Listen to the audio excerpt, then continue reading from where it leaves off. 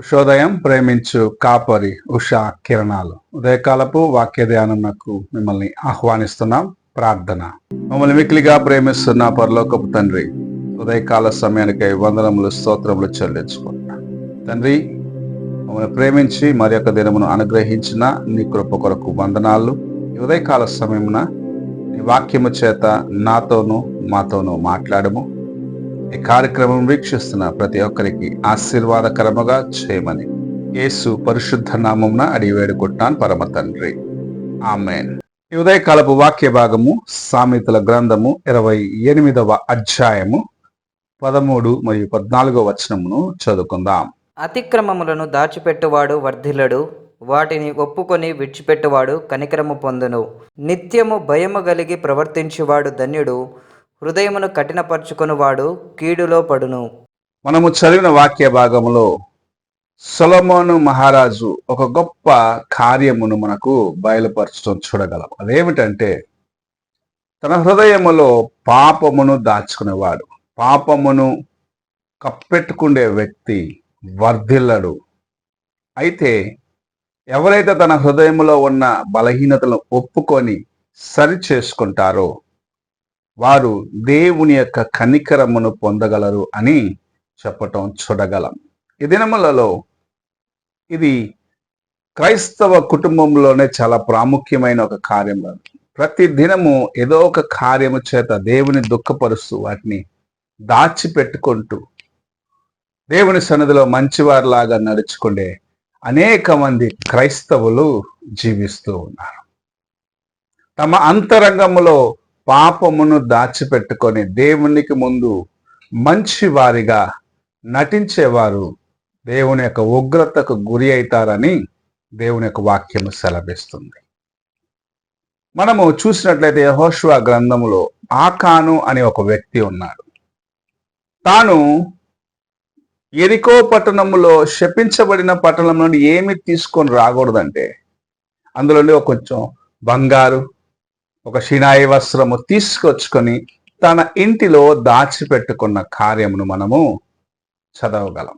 పాపమును తీసుకొచ్చి, పాప కార్యమును తీసుకొని వచ్చి తన ఇంటిలో తానున్న గుడారములో దాచిపెట్టుకున్న దాన్ని బట్టి తాను తన కుటుంబము ఇశ్రాయేలీలకు కీడు చేసిన వారిగా మారినారు. ఎందుకంటే ఇశ్రాయేలీలు యెరికోను జయించిన తర్వాత ఆయి అనే పట్టణం పైకి యుద్ధమునకు వెళ్తే వారు అక్కడ అపజయమును చూసినారు.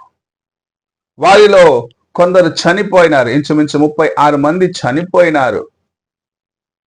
మిగతా వారు తన ప్రాణమును కాపాడుకునేదానికి శత్రువుకు ముందు నిలబడకుండా పారిపోయినారు అని మనం చూడగలము. యెహోషువ గ్రంథము 6వ అధ్యాయం నుండి 7వ అధ్యాయం వరకు చదివినట్లయితే ఈ కార్యములన్నీ మనం చూడగలం. అయితే ఆకాను తన ఇంటిలో పాపమును దాచిన దాన్ని బట్టి దేవుని బిడ్డలకు గొప్ప శ్రమ వచ్చినదని దేవుని చేత ప్రత్యక్షతలో యెహోషువ పొందినాడు.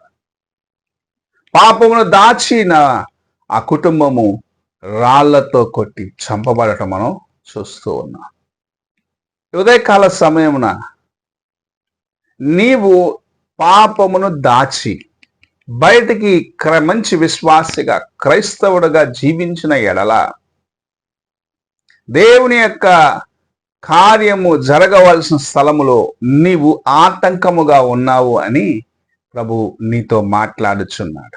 నీవు వర్ధిల్లకుండగా నీ కుటుంబంలో ఉన్న వారికి రావాల్సిన ఆశీర్వాదములను ఆపివేసే జీవితము ఒకవేళ ఈ ఉదయకాల సమయంలో నీలో ఉన్నట్లయితే ప్రభు నీతో మాట్లాడుచూ ఉన్నాడు.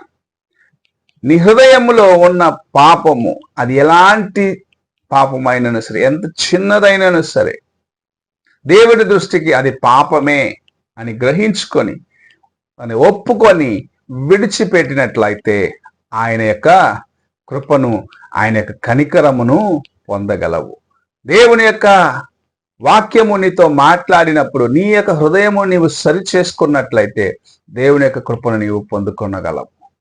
ఆకాను అనేక తరుణములు ఇవ్వబడినప్పటికీ నిర్లక్ష్యము చేశాడు. చివరికి పట్టబడినప్పుడే తాను తప్పు చేశానని ఒప్పుకున్నాడు. అందుకే ఆయన జీవితము అంతటితో ముగించిపోయినది.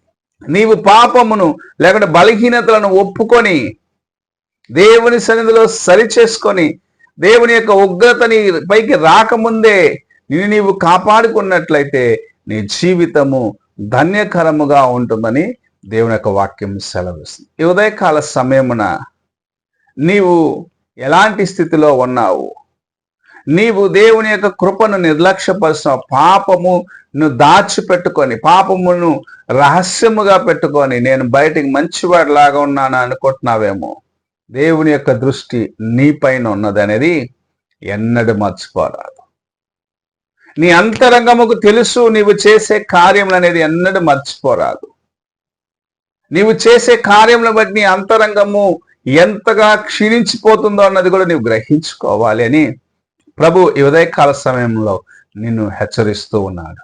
పొరపాటు చేయటానికి, తప్పు చేయటానికి నిన్ను నీవు దూరపరచుంటే, నీవు చేసే కార్యములను నీవు జాగ్రత్తగా నేను పొరపాటు చేయకూడదు, పాపము చేయకూడదని నిన్ను నీవు కాపాడుకున్నట్లయితే నీవు దేవుని యొక్క కృపను పొందగలవని దేవుని యొక్క వాక్యము సెలవిస్తుంది. దేవుని యొక్క కృప నీకు ఇవ్వాలి, ఆయన నిన్ను కనికరించాలి, నిన్ను ఆశీర్వదించాలని ప్రతి దినము నీ వైపు చూస్తూ ఉన్నాడు.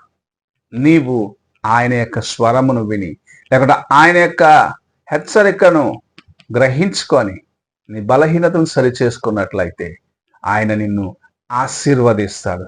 నీవు లోబడకుండగా నీ హృదయంను కఠినపరుచుకున్నట్లయితే ఆకాను వంటి శిక్ష నీకును రావచ్చని దేవుని యొక్క వాక్యం హెచ్చరిస్తుంది. నీ ఉదయకాల సమయమున ఎలాగున్నావో ఒక్కసారి నేను నీవు పరీక్షించుకో. ప్రార్థన చేసుకుందాం. మమ్మల్ని మిక్కిలిగా ప్రేమిస్తున్న పరలోకపు తండ్రి, ఈ ప్రాతకాల సమయమున మీరు మాకు అనుగ్రహించిన నీ వాక్యమును బట్టి వందనాలు తండ్రి. మా యొక్క అంతరంగములో నీకు విరోధమైన కార్యములను దాచి నీ యొక్క ఉగ్రతకు మేము గురి అవ్వకుండా పాపము నుండి దూరముగా నుంటూ నీ యొక్క కృపచేత దేవా మేము నింపబడిన వారుగా ఉన్నట్లుగా సహాయము చేయమని యేసు పరిశుద్ధ నామమున అడిగి వేడుకుంటున్నాను పరమ తండ్రి, ఆమెన్. తండ్రి అయిన దేవుని ప్రేమ, కుమారైన క్రీస్తు కృప, ఆదరణకర్త అయిన పరిశుద్ధాత్మిక సహవాసం ఇప్పుడు ఎల్లప్పుడూ తోడై ఉండి సదాకాలము నడిపించునుగాక. ఆమెన్.